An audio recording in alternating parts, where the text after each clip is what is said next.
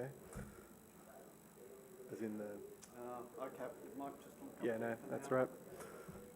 He's trying to fix it. All right, I might just kick off. My name's Zach Auton. I'm a policy manager in the Circular Economy branch at the New South Wales EPA. I joined 7 months ago and jumped straight into FOGO and legislating FOGO. And then more recently, I've worked on the Product Lifecycle Responsibility Act.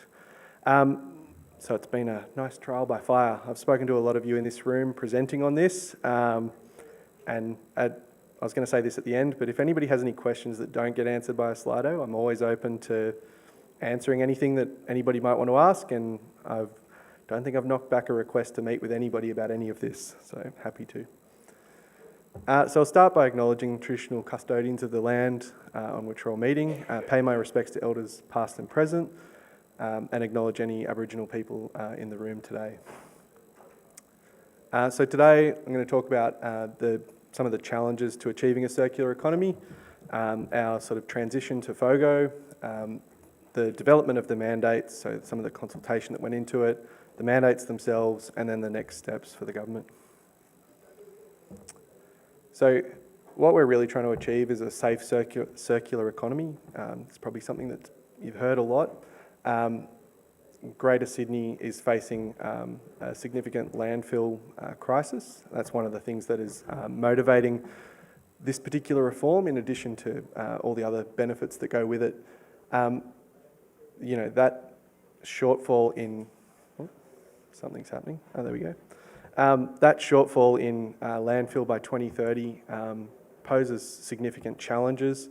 It's expected to drive up the cost of disposing of waste. It has a range of detriments. Look, a safe circular economy requires us to be keeping materials and resources in circularity for as long as possible, while simultaneously reducing the amount of waste directed to landfill. To achieve that, we have to address a number of things that a lot of speakers in the last couple of days have spoken about. So recycling rates have stagnated, the effectiveness of the waste levy is diminishing. We have to come up with alternative levers to divert waste from landfill. Oh, there we go. This is a graph that you might have seen the other day that sort of expresses the landfill crisis that we're facing. And FOGO presents a real opportunity in this space to divert significant amount of waste from landfill, while also having a range of benefits in terms of emissions reduction. So exhausting capacity means that waste would need to be sent outside of Sydney. Transporting waste outside of Sydney costs more to your average resident. So increasing costs for households. It adds strain on the transportation network, increases emissions due to longer transportation, and increases the need for government intervention and investment.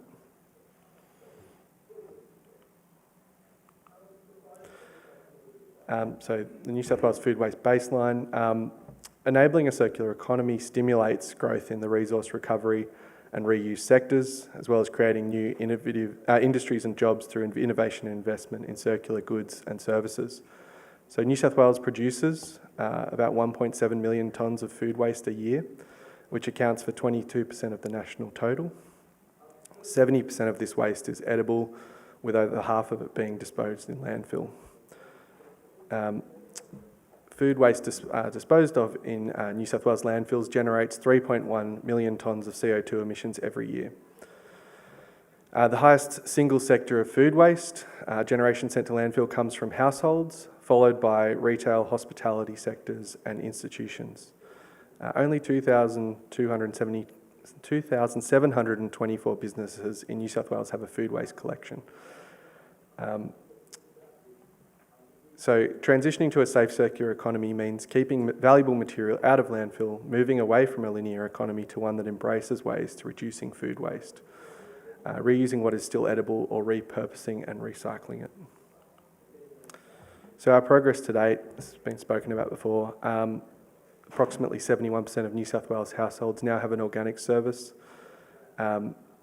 there has been a great deal of progress, even without a legislated mandate, but the discussion that's been over the last few days is now there's some harder parts that we need to influence. So the EPA has been supporting the diversion of food waste from landfill since 2014, when it launched the first organics program. We've invested $41 million in infrastructure, delivering 730,000 tonnes per annum of more processing capacity. On average, contamination remains low, with an average rate of 2.2%. There are also 11,000 tonnes per annum more food being rescued each year.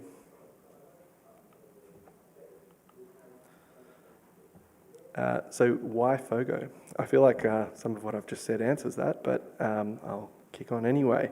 The New South Wales Government committed to mandating FOGO in 2020 with the release of the Waste and Sustainable Materials Strategy. The commitment forms part of the broader Australian Government's net zero commitment. So as I said earlier, with recycling rates having stagnated, and we need to be able to pull on more levers to try to get close to those 2030 goals, which I think the panel's consensus yesterday was that we're not going to meet, but we want to get as close as we possibly can. So bin audits indicate that on average more than 30% of a household's residual bin still comprises of food waste. The FOGO mandates aim to tackle food waste generated by households and the largest generators of the C&I sector. The mandates present one of the biggest opportunities to divert valuable, nutrient-rich material out of landfill and create a safe, circular, recycled product. The mandates also create certainty for industry to invest. There's a defined endpoint that we know that people will have to comply. Okay, so collaboration and feedback. The mandates were exhibited for public consultation mid-last year. We received extensive feedback through that process. There was 266 stakeholder submissions. We held public consultation.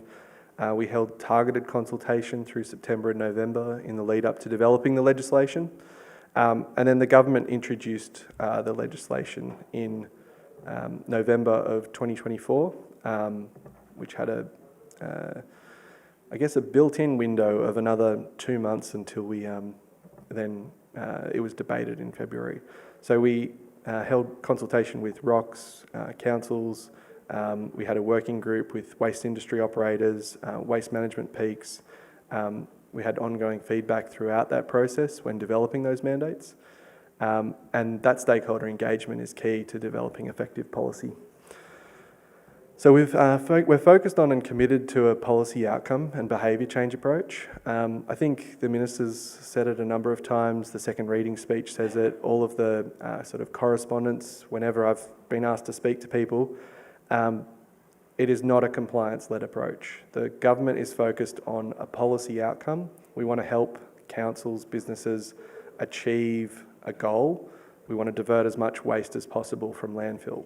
We're not looking to be taking that sort of compliance-led punitive approach.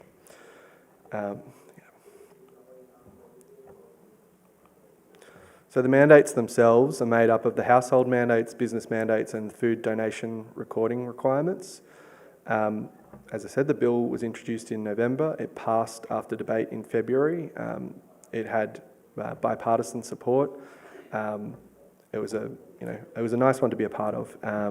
Both sides of politics spoke in support of it. There was very little opposition. The bill passed with one minor amendment to establish a implementation advisory panel. So that window, as I said, it gave stakeholders the opportunity to talk to us, for us to explain a bit more about what we're doing, to reinforce that message that we're not out here trying to punish people for non-compliance. So I'll go into a bit more detail about the mandates themselves. So the household mandate applies to local councils. It requires councils to provide households with a weekly FOGO collection service, collected and transported separately from other waste. Put simply, there are three main elements to comply when you make it as simple as possible. You have to have a collection, has to be weekly, and it has to be transported separately to other waste. The purpose of that is not, councils will not be chased for contamination in a bin. It is around making sure that it is not a blatant disregard for the legislation. So, having a red bin collected by the same truck that collects the FOGO. So the household mandates apply from 1 July 2030. And okay, I'll go on to the...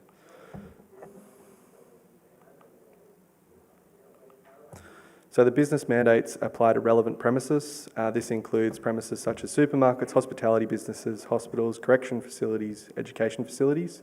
And the first tranche of the business mandates will begin on 1 July 2026. Starts with the biggest waste generators, and it's based on residual waste capacity. And there's tranches from 1 July 2026, 1 July 2028, and 1 July 2030. As I said earlier, it is not a punitive approach. There are penalties for non-compliance, but it is that's an important function of regulations, but it is not the focus of this government.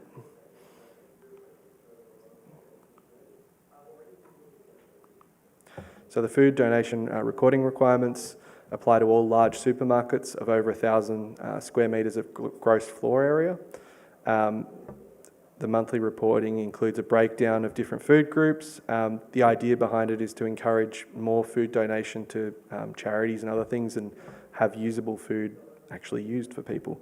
So the EPA can publish this data. It can point to places that charities can approach if they're not donating food to someone.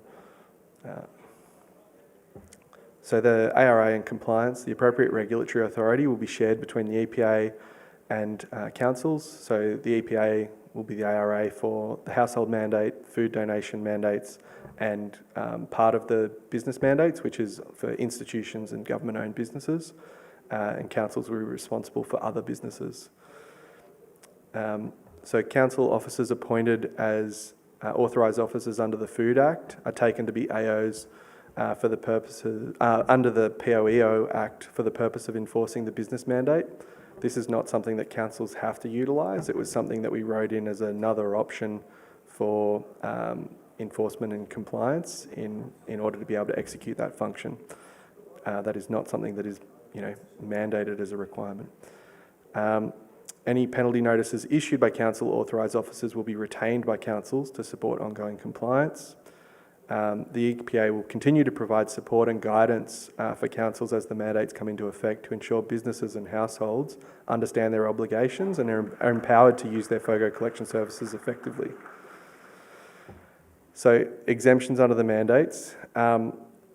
Ultimately, we want everybody to comply, but we also recognise that a one-size-fits-all isn't necessarily appropriate. There's going to be different time at which processing becomes available in different areas. There's also complications of contracts and things like that people already have in place. We're focused on a policy outcome and behaviour change approach, as I've said many times now, and we understand that there are certain circumstances that will require exemptions. The intention there is to have time-limited exemptions to help people get to a stage where they can comply, not blanket exemptions. So as it says here, and it's also around working to keep contamination low and produce a clean stream. We want to work with councils and businesses in that endeavour. So the time-bound exemptions will allow for industry to invest in areas where there is a lack of processing infrastructure. We intend to provide predominantly proactive exemptions to reduce the need for people to have to approach the EPA for an exemption. So we're working through that at the moment, and that will come shortly. So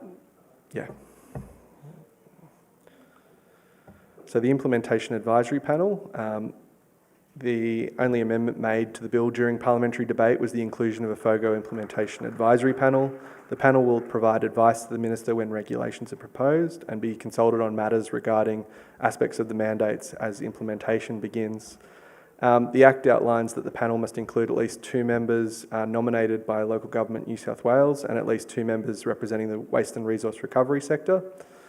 The panel is intended to reflect the important partnerships needed to effectively implement the mandates and will assist in identifying challenges and opportunities during the rollout of the mandates to households and businesses.